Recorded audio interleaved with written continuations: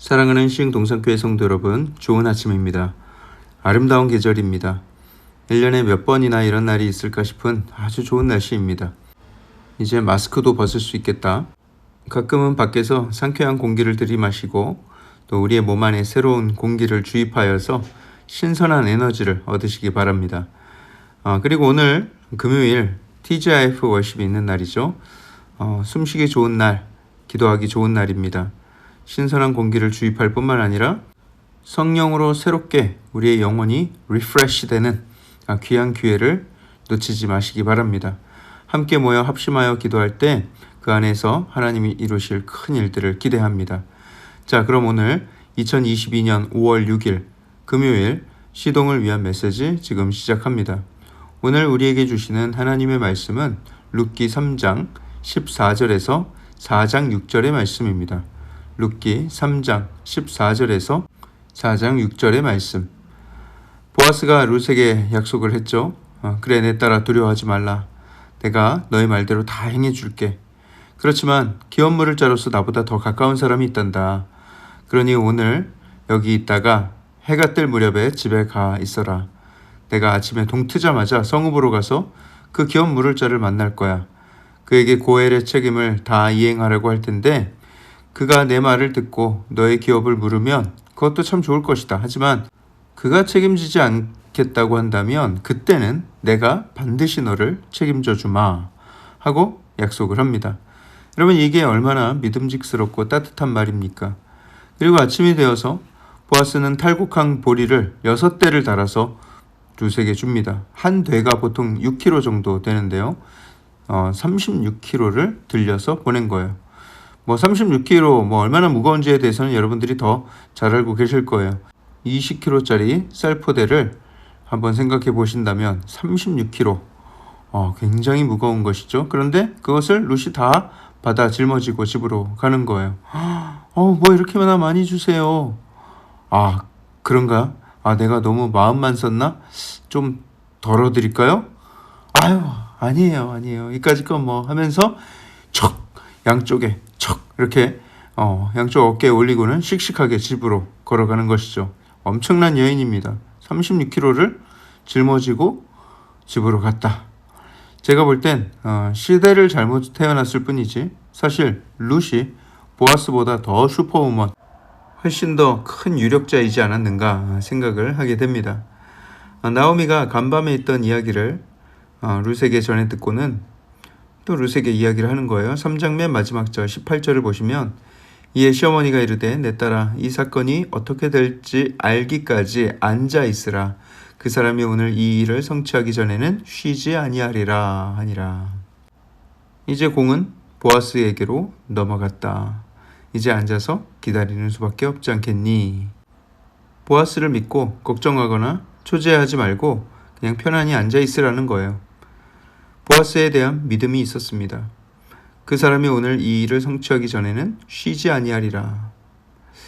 유력자가 나를 위해서, 나를 구원하는 일을 성취하기 전에 쉬지 않을 것이다. 이 사실, 이 두 연약한 과부들에게 얼마나 큰 안심과 또 든든함이 되겠습니까? 그런데 여러분, 나오미와 룻만 운이 좋아서 이런 사람을 만난 것인가? 그렇지 않습니다. 우리가 만난 하나님도 우리를 위해서 쉬지 않는 분이세요.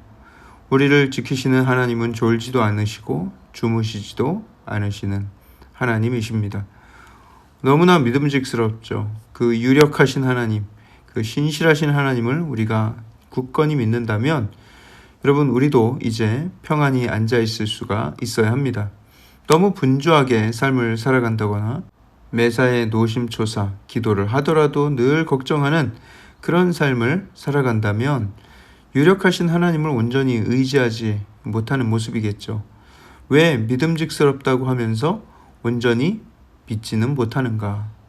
믿으셔도 좋습니다. 여러분, 믿으셔야 합니다. 자, 이제 보아스가 어떻게 쉬지 않고 일하는가를 보면 4장 1절부터 6절에 그 내용이 나와 있는데요. 보아스가 아침이 되어서 곧바로 그 기업 물을 자 1순위를 만납니다. 보아스가 손을 번쩍 들면서 아무개여 이리로 와서 앉으라 하면서 그를 초대하죠. 물론 그의 이름이 아시성을 가진 무게씨는 아니었겠죠. 성경이 그의 이름을 아무개라고 칭하며 드러내지 않으려고 하는 거예요. 나오미와 룻의 기업 물을 자 1순위라는 점에서는 중요한 인물이었겠지만 나중에 보면 이 사람이 의도하지 않게 큰 복을 놓치게 되는데 괜히 후세에 굴러 들어온 복을 차버린 복 없는 사람으로 그 이름이 길이길이 남을 이유가 없는 것이죠. 그랬다면 그 이름과 그의 가문이 영원히 조롱거리로 남을 테니까요. 뭐 큰 잘못을 한 것도 아닌데 괜히 그럴 필요 없잖아요. 이 또한 성경의 세심한 배려이지 않나 생각을 하게 됩니다. 보아스가 그에게 묻습니다. 나오미와 룻이 다시 돌아왔다. 당신도 얘기를 들어서 알고 있을 것이다. 그런데 그들이 돈이 없어서 그들이 소유하고 있던 땅을 팔려고 하는데 그 땅이 다른 지파나 다른 이방인들의 손에 넘어가게 둬서는 안 되지 않냐. 우리 집안의 기업 물을 자들이 그 땅을 물어야 하는데 당신이 1순위다. 당신 그 땅을 사겠는가? 당신이 안 사면 그 다음 순위인 내가 사겠다. 그런데 의외의 대답을 듣죠. 내가 1순위라고? 그럼 뭐 내가 사지 뭐 하는 거예요. 아마 보아스가 적지 않게 당황하지 않았는가 싶습니다. 이놈 뭐지? 뭐 이렇게 쉽게 산다고 그러지? 하고 말이죠. 잠깐 근데 당신이 아직 잘 뭘 모르는 것 같은데 그 밭을 사는 날에는 그 죽은 자의 아내 모압 여인 룻에게서 사야 돼. 그리고 그 여인이 아직 아이를 낳을 수 있으니까 아이를 낳아서 그 죽은 남편의 이름으로 그 아이한테 땅을 물려줘야 돼 라고 친절하게 알려준 거예요. 그러니까 기업 물을 자의 책임은 단지 땅을 사는 것뿐만 아니라 그 죽은 자의 아내에게 아이를 낳게 해서 그 기업을 자기 아버지, 죽은 아버지의 이름으로 물려받을 수 있도록 해주는 것이죠. 장기적으로 봤을 때 그 기업 물을 자가 전혀 득이 될 게 없는 것입니다. 책임과 의무는 한가득인데 얻을 수 있는 게 많지 않은 거예요. 그 기업 물을 자 1순위 그 아무개 씨는 그런 걸 전혀 모르고 그저 땅이라니까 땅이라니까 흥분해서 앞뒤 가리지 않고 바로 덥석 물려고 했는데 자세한 설명을 듣고 나니까 마음이 달라졌어요. 그런 거였어? 그러면 안 살래. 당신이 사. 하고 자신의 1순위 권리를 포기하고 맙니다. 그런데 왜 보아스는 그렇게 크게 이득도 되지 않은 일을 이처럼 열심히 하고 있는가? 나오미와 룻에 대한 긍휼한 마음 때문이었습니다. 그것이 또 하나님 보시기에 아름다운 일이기 때문이었죠. 우리가 어떤 선한 일을 결정하는 데 있어서 무엇을 기준 삼아 결정해야 하겠는가? 아까 그 아무개 씨는 철저하게 계산적이고 철저하게 이기적인 사람이었습니다. 내가 남에게 피해를 주지도 않았지만 난 손해보는 일도 절대로 하지 않는다. 하지만 절대로 손해보지 않겠다라고 했던 그 사람은 하나님의 구원의 계획 속에 쓰임받지 못했고요. 더 나아가서 하나님 나라를 유산으로 받지 못했습니다. 눈에 보이는 이익을 쫓다가 당장 눈에 보이진 않지만 영원하고 확실한 기업에서 제외되었다는 것이죠. 하나님을 모르는 사람, 천국에 대해서 알지 못하고 구원에 대한 믿음이 없는 사람은 그럴 수 있습니다. 어차피 눈에 보이는 이 세상이 다일 테니까요. 하지만 영원한 천국을 믿는 우리는 달라야 하지 않겠습니까? 영원한 천국을 사모한다고 하면서 일상에서 늘 눈에 보이는 것에 욕심내고 손해보려 하지 않고 이기적이고 개인적이고 구원의 손을 남에게 뻗지 않으려 한다면 진짜로 그 마음에 영원한 것을 사모하는 사람이 맞는가라는 것이죠. 이제 우리의 시선을 옮겨야 합니다.